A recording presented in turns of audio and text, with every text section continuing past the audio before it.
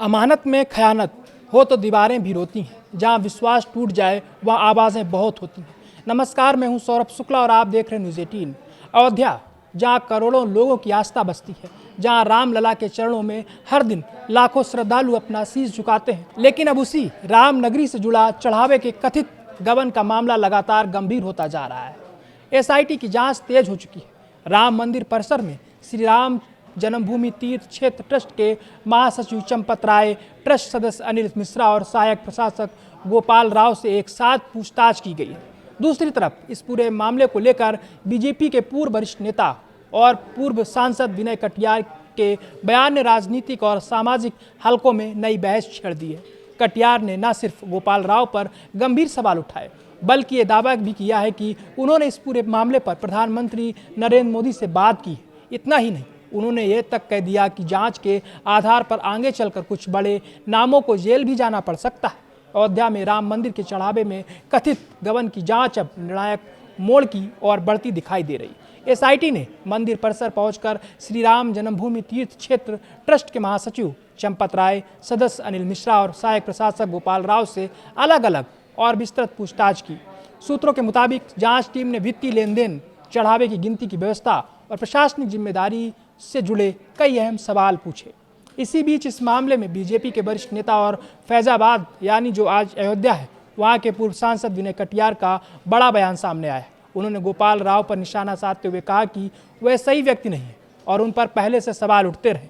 कटियार ने दावा किया कि उन्होंने इस पूरे मामले पर प्रधानमंत्री नरेंद्र मोदी से भी चर्चा की है और जांच पूरी होने के बाद सच्चाई सामने आ जाएगी। कटियार ने यह भी कहा कि राम मंदिर आंदोलन लाखों लोगों के संघर्ष और बलिदान का परिणाम है। ऐसे में अगर मंदिर की आस्था से जुड़े धन में किसी प्रकार की गड़बड़ी हुई है तो दोषियों पर सख्त कार्रवाई होनी चाहिए। उन्होंने यहाँ तक कहा कि जांच के बाद चंपत राय, गोपाल राव और अनिल मिश्रा के खिलाफ भी कानूनी कार्रवाई हो सकती है। हालांकि ये उनके व्यक्तिगत दावे हैं और जांच एजेंसियों की ओर से इस संबंध में अभी कोई आधिकारिक निष्कर्ष सामने नहीं आया है।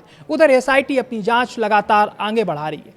इससे पहले गठित जांच दल अपनी प्रारंभिक रिपोर्ट सरकार को सौंप चुका है और अब दूसरे चरण की जांच में संबंधित लोगों से गहन पूछताछ की जा रही। इसी बीच चंपत राय ने कहा है कि अयोध्या में उनकी सेवा पूरी हो चुकी है, लेकिन वे किसी भी कलंक के साथ यहां से नहीं जाना चाहते हैं। सूत्रों के मुताबिक उन्होंने अपने करीबी लोगों से यह भी कहा कि उनके साथ धोखा हुआ है। हालांकि उन्होंने किसी का नाम नहीं लिया है। वहीं इस मामले में गिरफ्तार आरोपी अविनाश शुक्ला को भी पुलिस ने आगे की पूछताछ के लिए रिमांड पर लिया है। जांच के दौरान उसके पास से करीब 20,39,000 रुपए बरामद होने का दावा किया गया है।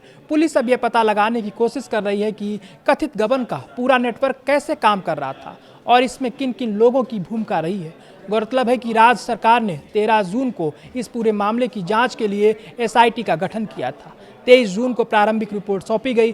25 जून को पहली एफआईआर दर्ज हुई और उसके बाद कई आरोपियों की गिरफ्तारी भी हो चुकी है। अब सबकी निगाहें एसआईटी की अंतिम रिपोर्ट पर टिकी हैं, जिससे इस पूरे मामले की तस्वीर और साफ हो सकती है। राम मंदिर केवल एक भव्य मंदिर नहीं, बल्कि करोड़ों भारतीयों की आस्था, विश्वास और भावनाओं का केंद्र है। ऐसे में चढ़ावे के कथित गबन से जुड़े हर आरोप की निष्पक्ष और पारदर्शी जांच होना उतना ही जरूरी है, ताकि सच सामने आए और दोषी कोई भी हो कानून के दायरे में जवाबदेह बने।